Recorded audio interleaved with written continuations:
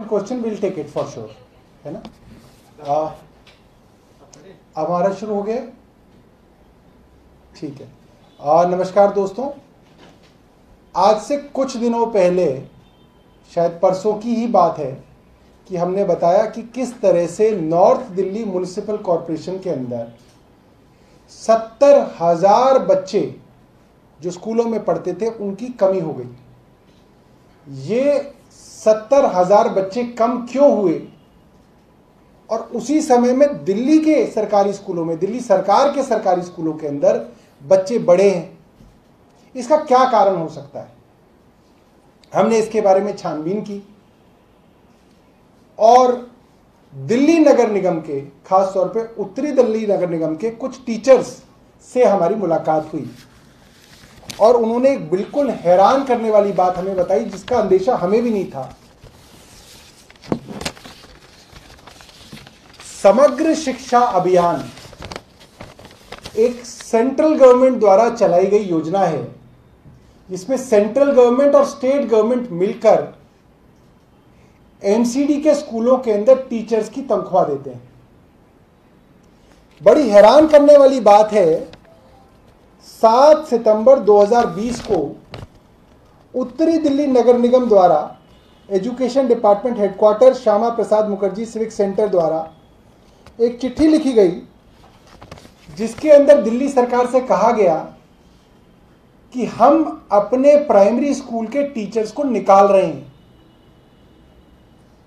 क्योंकि हम कोरोना के समय बच्चों को शिक्षा नहीं दे रहे हैं, क्योंकि कोरोना के समय बच्चों को शिक्षा देने से बच्चों का ही नुकसान होगा। इसीलिए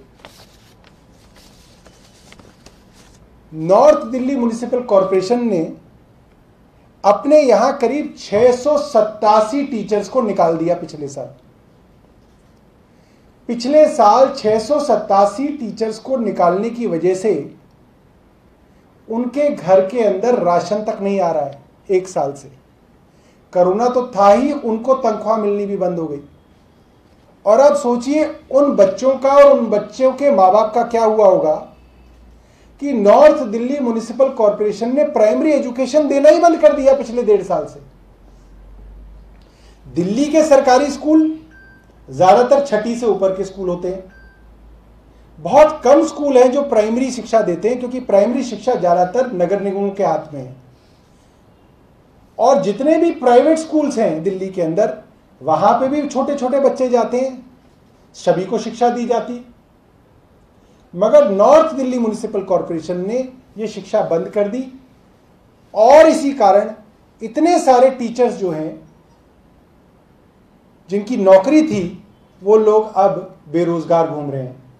उन लोगों से हमारी एक मुलाकात हुई है और हमने कहा है कि इस बात को हम शिक्षा मंत्री जी के सामने रखेंगे और कोशिश करेंगे कि इसका कुछ हल निकाला जाए। ये आज की जो है हमारी प्रेस कॉन्फ्रेंस थी। अगर आपके पास कोई प्रश्न हो तो आप पूछ सकते हैं। मेयर ने ये बोला था कि अभी जो गांव के स्कूल में जहाँ पे कम बच्चे थे, रोड के दोनों तरफ स्कूल थे, सिर्फ उन्हीं को हमने बंद किया था। देखिए, मेयर साहब तो हर बात को घुमाते हैं। ये कैसे संभव है कि जिस समय में दिल्ली सरकार के स्कूलों में बच्चे बढ़ रहे हैं, एमसीडी के स्कूलों में घट रहे हैं, और रोड के इस तरफ और उस तरफ दोनों तरफ स्कूल थे, इसका मतलब पहले बच्चे थे तभी तो स्कूल थे। अब आपने उनमें टीचर ही देने बंद कर दिए तो बच्चे आने बंद कर देंगे। बच्चे आने बंद कर देंगे तो आपने कहा कि अब हमारा स्कूल खाली रह गया, तो अब हम इसको प्राइवेट कोचिंग सेंटर वालों को दे देंगे। तो ये सोची समझी चाल के तहत आपने प्राइवेट कोचिंग सेंटर्स को अपने स्कूल की बिल्डिंगों को देने के लिए ये पूरा का पूरा षड्यंत्र रचा। जो एक प्राइमरी काम था नगर निगम का, शिक्षा देना, प्राथमिक शिक्षा देना, उसको आपने नहीं किया और प्राइवेट ट्यूशन सेंटर्स को फायदा पहुंचाया। जी, अब आप।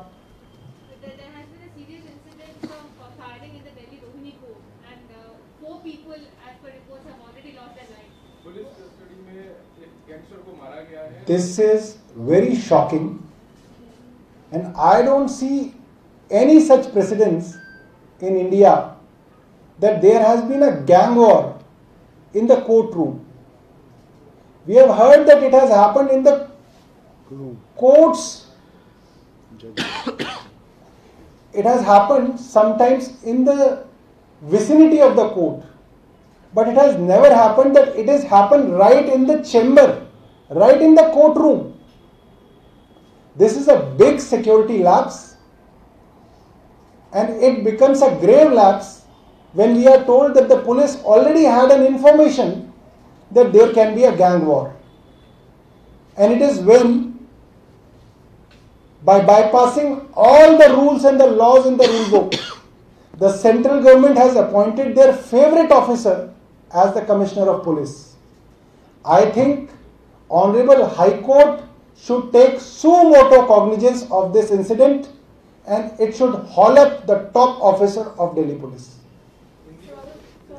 ये बड़े शर्म की बात है कि दिल्ली के कोर्ट परिसर में नहीं, बाकायदा कोर्ट रूम के अंदर गैंग वॉर हो रही थी और इसके अंदर कई लोगों की जान गई है।